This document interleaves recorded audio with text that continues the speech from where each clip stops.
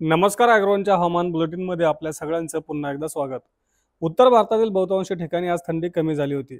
उत्तर भारतातून थंड वाऱ्यांचे प्रवाह खंडित झाले आहेत. तसंच राज्यात ढगाळ हवामान आणि कोरड्या हवामानामुळे थंडी कमी जाणवते. राज्यात उन्हाचा चटका आणि उकाडा वाढत आहे. राज्यात आकाश अंशतः ढगाळ होण्याची व किमान तापमानात चढ-उतार कायम राहण्याची शक्यता हवामान विभागानं व्यक्त केली आहे. तसंच फेब्रुवारी महिन्याच्या सुरुवातीला पावसाला पोषक हवामान होण्याचा अंदाज देखील हवामान विभागानं व्यक्त केला आहे. आज उत्तर भारतातील फुरसगंज येथे देशाच्या सपाट भूभागावरील नीचांकी 6.1 अंश सेल्सिअस तापमानाची नोंद झाली होती. एका मागोमाग येणाऱ्या पश्चिमी चक्रवातांबरोबरच वायव्य भारतात 12.6 किलोमीटर उंचीपर्यंत 145 नॉट्स वेगानं पश्चिमेकडील जोरदार वाऱ्यांचे प्रवाह कायम आहेत. उत्तर भारतात थंडीचा कडाका कमी अधिक होत राहील असा अंदाज हवामान विभागानं दिला आहे. राज्यात थंडीतील चढ-उतार कायम होते. राज्यातील बहुतांशी भागात किमान तापमानात वाढ झाली होती.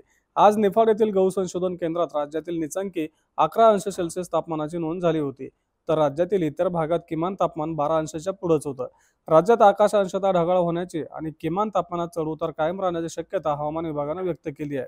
तसंच फेब्रुवारी महिन्याच्या सुरुवातीला पावसाला पोषक हवामान होऊन ढगाळ हवामान आणि काही ठिकाणी किरकोळ स्वरूपाचा पाऊस पडण्याचा अंदाज देखील हवामान विभागानं व्यक्त केला आहे.